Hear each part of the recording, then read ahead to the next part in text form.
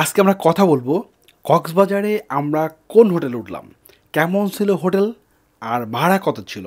তো চলুন শুরু করা যাক।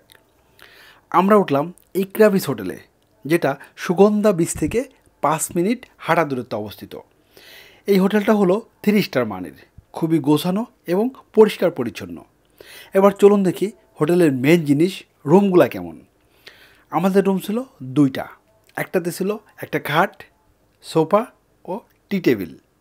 সোফাটা কিন্তু বেশ আরামদায়ক ছিল, তবে রুমের লাইটিংগুলো ছিল অসাধারণ সুন্দর।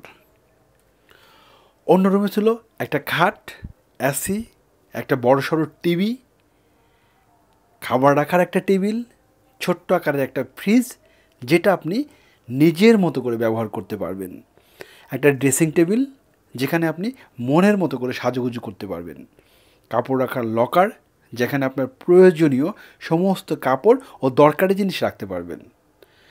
আর একটা টেবিল ছিল ব্যালকনির পাশে, যেখানে বসে আপনি আরামে চা কফি খেতে পারবেন। আমাদের এই 2 রুমের ভাড়া ছিল 3,000 টাকা প্রতিদিন।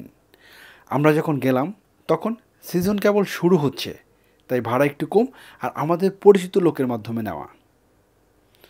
হোটেলের ব্যালকনিটা ছিল খুবই সুন্দর লাইটিং করা এবং মেইন রোডের একদম পাশে, যেখান থেকে বাইরের দৃশ্যটা দেখতে খুবই ভালো লাগতো।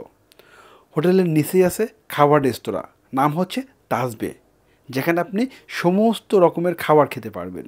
এবং হোটেলের রিসেপশনে বসার জায়গাটা ছিল খুবই সুন্দর এবং অনেক বড়। আশা করি ভিডিওটি ভালো লেগেছে, আর ভিডিওটি ভালো লাগলে অবশ্যই একটা লাইক করুন এবং চ্যানেলটিকে সাবস্ক্রাইব করুন।